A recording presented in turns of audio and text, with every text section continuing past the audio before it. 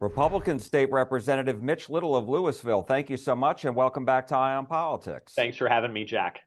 You bet, and happy Easter to you. So I wanted to start our conversation by just talking about the numbers from the Texas Comptroller's Office, which is in the process of standing up the Texas Education Freedom Accounts program, the taxpayer-funded program to allow students to attend private schools this fall.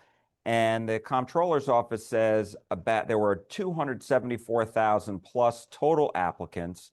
And of those who were eligible, it's about 247,000. About 25,000 were ruled ineligible, and about another 2,200 are now under review. Just on the numbers, what do you make of that? Yeah, I think it's very encouraging that there are that many people interested in the program. There's obviously a lot of pent-up demand. Part of me wonders if there had been more demand, if more Texans felt like the program was accessible to them. The legislature set the bar for qualification based on income, and there's probably a lot of people who are interested in accessing the program, but they're probably going, the likelihood of getting into the program is low because I perhaps make too much money to be considered. And I think the acceptance of the application data kind of bears that out too. Yeah, I wanted to ask you about that.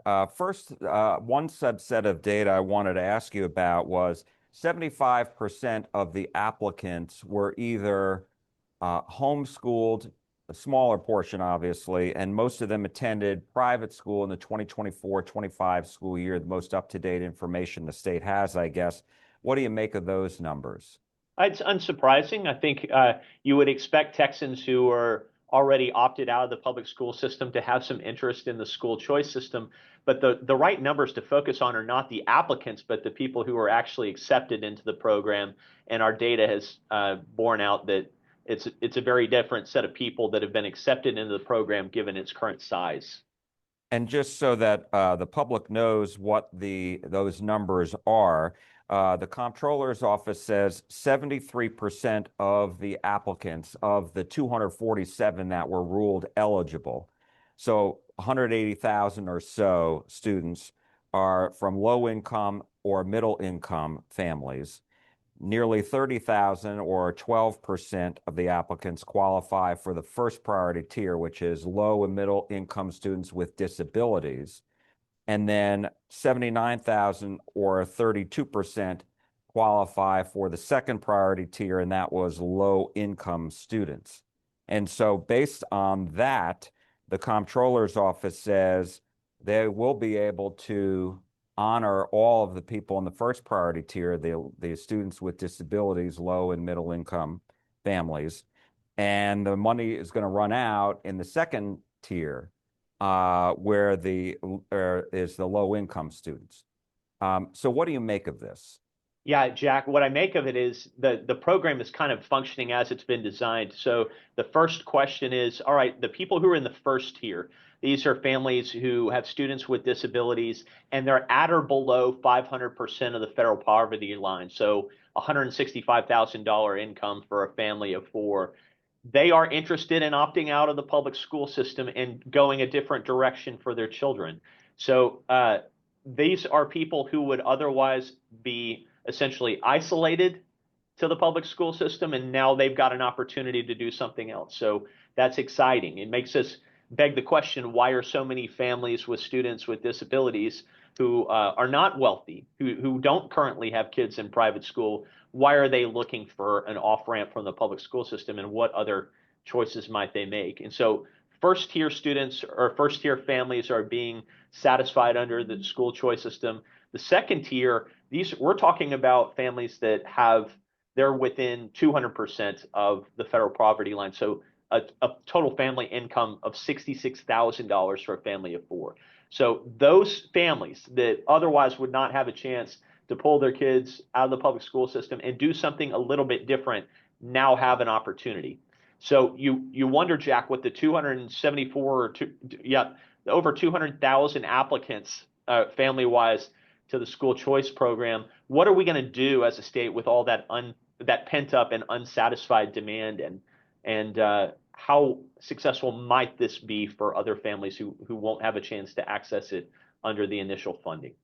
I was going to ask you about that. I mean, obviously, the next legislative session starts in January, and the program will be up and running, obviously, for this fall. How much pressure do you think conservatives, Republicans are going to be under to increase funding for this program I and don't think, yeah, perhaps increase the accessibility of it? I don't think it's pressure, Jack. I think it's excitement. We want to see people get wins under the system, under the school choice system. So by the time we convene as a legislature in January of 2027, we will have families that have accessed this program for the first semester of their kids' school year, and we want to see them succeed. And if they are succeeding and the program is working, and Texans are getting other choices for their kids in school, maybe the legislature will decide this is something that we want to expand to cover more families because we know that there's pent up demand. I was going to ask you, there has been criticism from obviously Democrats, which I'll ask you about in a minute, but there's also been criticism from conservatives who say this program should have been made totally universal. What do you say to that? Yeah. Well, let's start with our friends on the Democrat side of the aisle who are upset with the option. Yeah, I mean, the options that are presented by school choice, they by necessity are taking dollars away from the public school system because they're paid based on the number of students that they have in seats in public school. It's not material. It's not a material number of students. I think our friends on the Democrat side and the public school lobby simply don't want there to be choices for those families that are government provided or government subsidized in some way. On the conservative side, I think the criticism is vastly overblown. I think there may be some people in Texas who are going, yeah, but this is going to get the government's hooks in our private school system. It's going to get the government's hooks in our homeschool system. I just think that's completely overblown. It's a good thing for families to have choices. Monopolies are bad, choices are good. And I think as we work our way through the first semester of this system working or operating, I think we're going to have a lot of wins for Texas families, and hopefully we'll be able to hear some testimonials from those folks.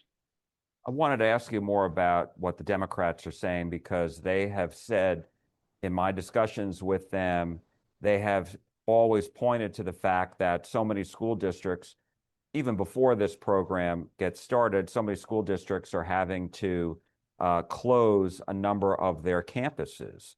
And they blame the lack of state funding for that. Now, I know the legislature just increased the amount of funding for school districts in the last session, last year.